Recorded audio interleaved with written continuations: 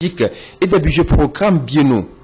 Le budget programme 2014-2015 actuellement exécuté au Togo est arrivé à mi-parcours. Il est au centre de cet atelier pour une évaluation. Nous avons des progrès satisfaisants dans les différents piliers du renforcement du système de santé, en l'occurrence les ressources humaines en santé, le système d'information sanitaire, l'approvisionnement en médicaments. En ce qui concerne également la lutte contre la maladie, nous avons les maladies évitables par la vaccination également qui ont connu un très grand progrès avec l'introduction des nouveaux vaccins. Également le renforcement de la vaccination de routine, même si les chiffres ne sont pas sont légèrement en deçà de ce qui est attendu, nous voyons que le programme se maintient quand même. Je pense que des progrès sont à faire au niveau de la santé maternelle et infantile, pour lesquels les résultats sont assez timides. Nous avons heureusement bénéficié en 2014, à l'instar des fonds qui ont été également distribués aux autres agences du système des Nations Unies, l'UNICEF et l'UNFPA. Nous avons bénéficié des fonds français Muskoka qui ont permis de la réalisation des activités de santé maternelle et infantile. Mais il y a encore du chemin à parcourir. Ceci est d'autant plus vrai que le secteur de la santé au Togo fait face à d'énormes difficultés, aussi bien en ressources humaines et financières qu'en infrastructures et en équipement, a relevé le Premier ministre. Célia Godia Oumezounou a insisté que le gouvernement ne ménagera aucun effort pour assurer à tous les Togolais des soins de santé de qualité. Les défis majeurs de notre secteur sont connus depuis plusieurs années. Et alors que diverses interventions sont en cours pour les relever, de nouvelles crises, comme celle liée au virus Ebola, sont venues une fois encore tester la fiabilité et la résistance de notre système de santé, déjà en manque de moyens humains et matériels. Mesdames et messieurs, chers amis, comment peut-on parler de ces sujets sans le faire avec beaucoup de conviction, beaucoup de détermination et parfois même avec passion? Parce qu'il faut répondre à un certain nombre de questions. Comment peut-on comprendre qu'en 2015, il n'y a pas une sage-femme dans tous les centres de santé périphériques de notre pays? Comment peut-on comprendre que tous les centres de santé préfectoraux n'ont pas de chirurgiens ni de gynécologues? Autant de questions qui nous obligent, parce que nous travaillons sur un matériau qui est l'être humain, qui nous oblige à nous parler avec franchise, avec honnêteté, avec sincérité, sans hypocrisie, mais dans le respect de tous. Car le gouvernement ne peut réussir cette ambition qui consiste à prendre soin de la santé de nos concitoyens si ce n'est pas avec vous, responsables du secteur de la santé. Comment peut-on comprendre qu'aujourd'hui, alors que nous venons d'installer l'assurance maladie pour les travailleurs et les fonctionnaires, la grande majorité de notre population n'a pas accès aux soins de santé? Comment peut-on le comprendre? Alors se pose la question de la couverture maladie universelle, et qui donc entraîne aussi l'amélioration des services de soins, qui nous oblige à regarder le problème en face, avec volonté, avec détermination, en appelant à la responsabilité de tous pour que nous réussissions ce programme. Nous ne pouvons pas continuer à nous voyer, à faire semblant, lorsque nous connaissons les enjeux et les défis auxquels nous sommes confrontés.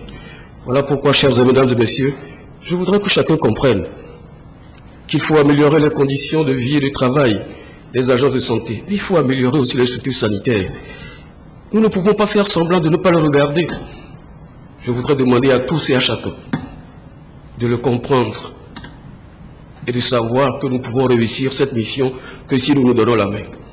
Oui, la tâche est immense. Les défis sont nombreux. Les enjeux sont importants. Mais il se fait tard.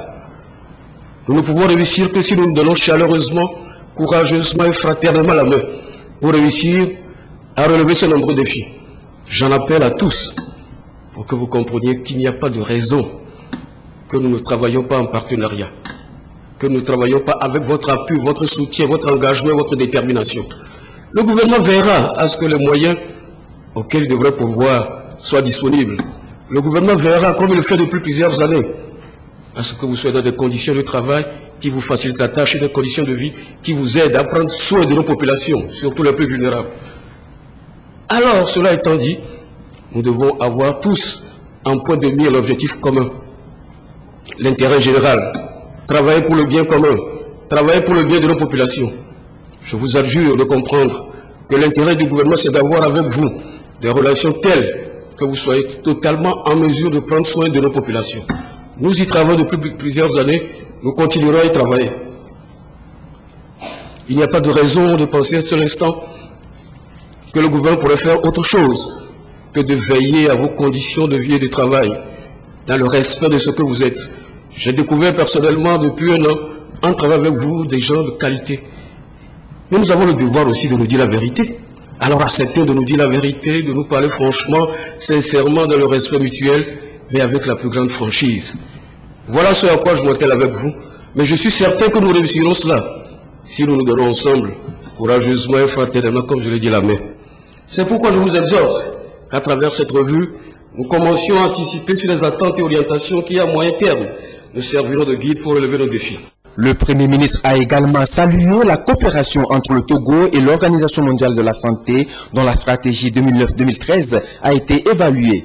Le rapport de cette évaluation est l'autre point saillant de cet atelier. Du côté de l'éducation, l'heure est également un discours d'apaisement lors d'une rencontre du cadre permanent de concertation.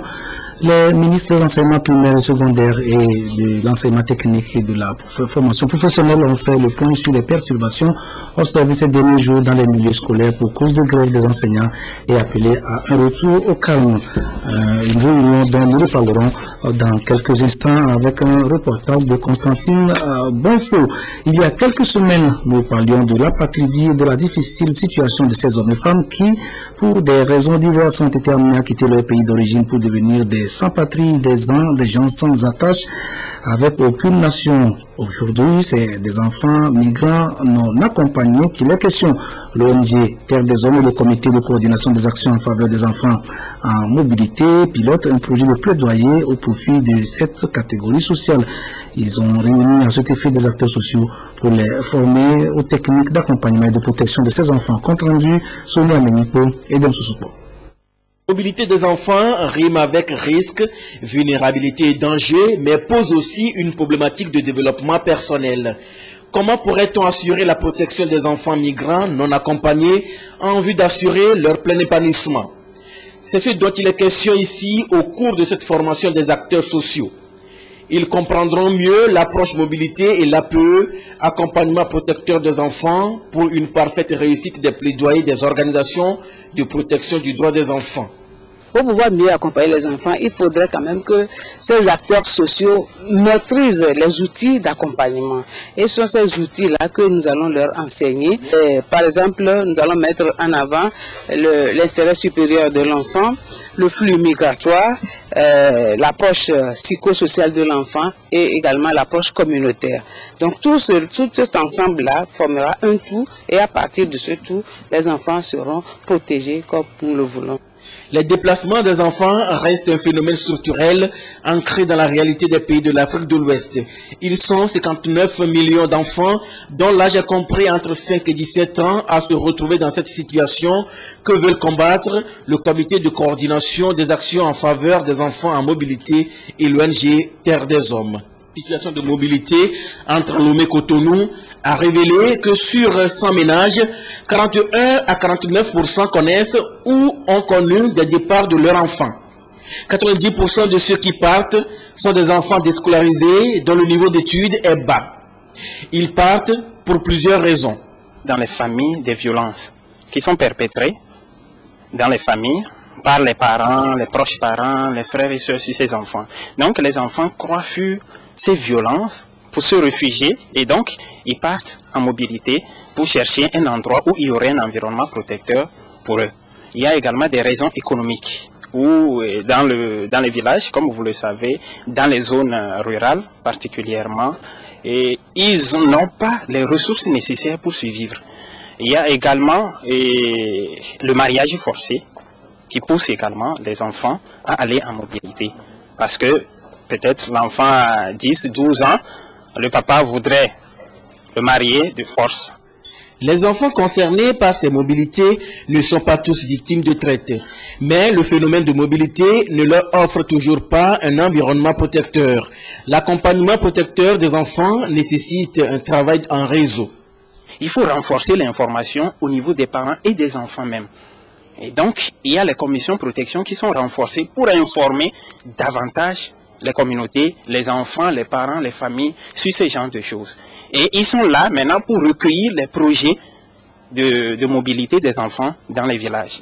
Et maintenant, au niveau des écoles, au sein des enfants, des groupes d'enfants, il y a également des pères qui accompagnent, qui donnent l'information sur les risques et l'existence maintenant des commissions de protection pour l'accompagnement des enfants dans ces genres de situations. Actuellement, au Togo, les localités d'Akebu, Vaux et Sanvé-Kondi, sur la frontière Togo-Bénin, sont couvertes par le projet de protection des enfants migrants non accompagnés.